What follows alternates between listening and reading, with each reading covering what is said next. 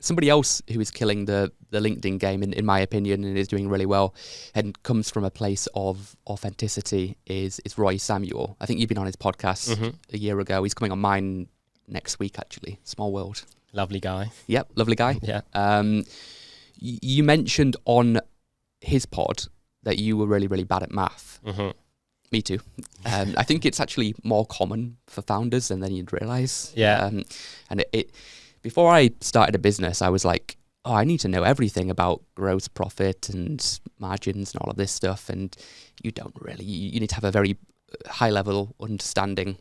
And then for me, it's more about building a product and selling it and getting it out there to people. And that's how I've done it anyway. Maybe that's wrong, but that's been my approach. I found that math was something, like the accounting side, was something that I was able to delegate, right? But there are definitely things as a founder that you cannot delegate. Okay. What do you think they are in your eyes? I guess another way of asking that question would be like, what do you do like all day? Yeah. Like, so if you're not doing math, right? Yeah, definitely not doing math. Neither am I. What are you doing, Nick? So I think, founders in the sort of first 2-3 years should be focused on, well, it depends what type of founder you are. So if you're a technical founder, you should be in the weeds building the product and strategizing with maybe a co-founder on product direction. Again, if you're a technical founder, there's no reason why you can't be speaking to customers, learning from them, getting their feedback. So I think the theme is you still got to be rolling your sleeves up and getting in on the weeds, while at the same time always thinking about strategy and what's working, what's not, questioning everything you're doing, looking at the performance of everything across the business. So we're constantly analysing our customer success, our upselling, our churn, our marketing, the different marketing channels, sales, who our ICP is, what is our sales process. So all of these things, I think, are up to the founders initially to be analysing, challenging and changing. And then once you find some sort of sweet spot, you then obviously are bringing in talent to take on those processes and keep it moving forward. I think you then also have your own skill as a founder. So like my skill, I should say, is marketing and sales. That's sort of what I do. So I am doing sales every day for Trumpet. And I also sort of look after the marketing with our marketing lead. So again, that's all the things that you need to do for marketing. Whereas Andrew is more looking at the data, the CS, the operations, and that side of things. And Rory is incredible at sales. So he's very focused on our sales processes and defining our ICP and constantly tweaking that side of the thing.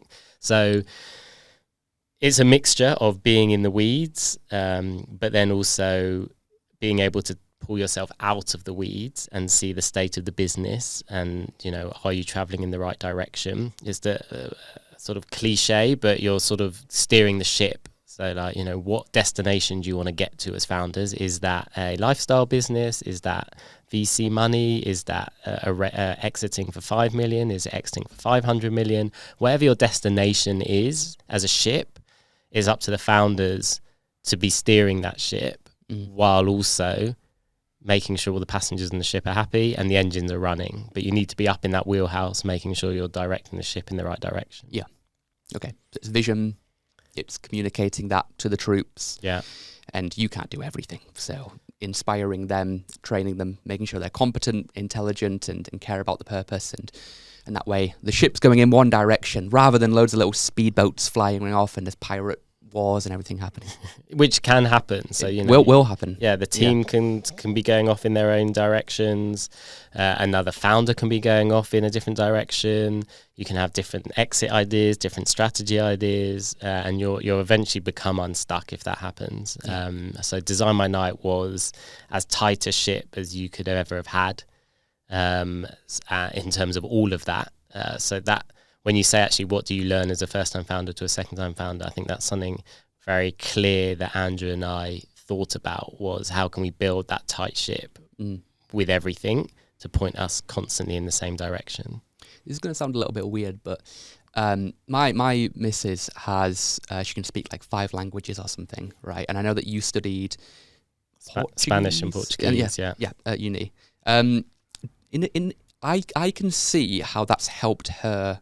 Well, it helped her with a PhD, and it certainly helped her with various aspects of our startup. Mm-hmm. Did that help you in the business world? And I know it's not like, it seems like one of those questions where it's like, languages helps you in business, but I can point to a couple of very, very concrete examples about how it has in our situation. Yeah. Did you waste a couple of years, or did that help you? No, I think I adore languages, so I did those two, but I speak another 3 or 4 as well. It's something I pick up very easily. So you're saying I'm terrible at math, I was terrible at science, but languages I can just learn. My brain just works with languages.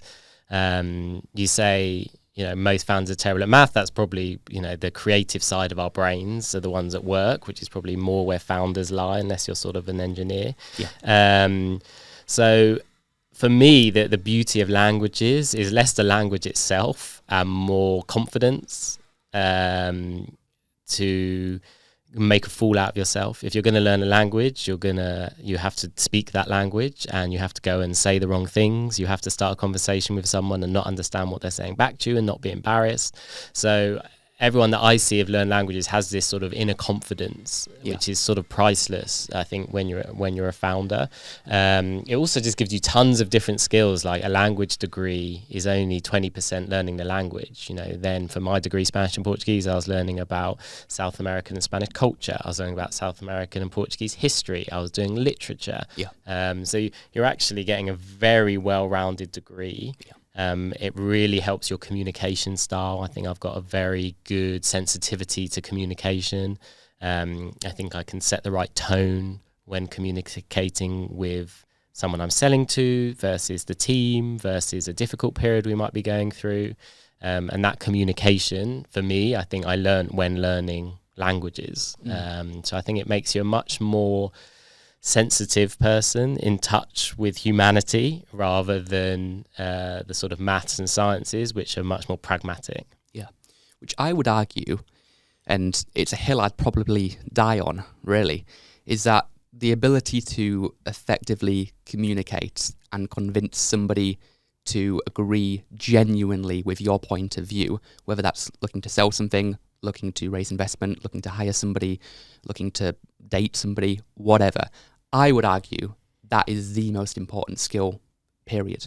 Yeah, I would agree. I think communication and selling. Yeah, it's the same thing. Yeah, and you are doing that all day long, whether you realise or you're not. And that's one thing I'll always say to founders when I meet them, or if they want investment, is, are you out selling? Are you out there making a fool out of yourself, getting told no, getting the door slammed in your face, getting wins, getting excited by the wins, learning, listening to feedback from your customers, listening to the ones that tell you your product's crap, listen to the ones that tell you your product's great? Are you out there doing all of that? And if you're not, then you're the wrong founder, in my opinion. And that all comes down to communication and sales. Yeah, I mean, there's only really kind of 3 paths. It's those that are too scared to even begin that journey.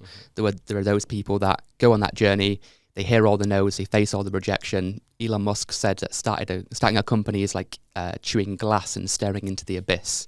Okay, a bit of a dramatic way of saying it, but that's what he's describing, all the no's, all the failure. And then you got the third, and then they give up. And then the third type of people, they just experience all that pain and they keep going. Yeah. Right. And that's kind of, where someone like you are. You like the pain for some reason. It is a very sort of sadomasochistic thing being a founder. But it's true. It's mental, torture. Physical, emotional torture. Yeah. It's not all fun and games at all. And it's that sort of stuff that has to drive you. I think I've got this drive to succeed. Yeah. So everything I want to do, it's not just a competitive nature. It's wanting to succeed, setting my own standard and wanting to hit that standard. And I have that with everything I do. And I think that is my body armor to face all of the crap that comes your way.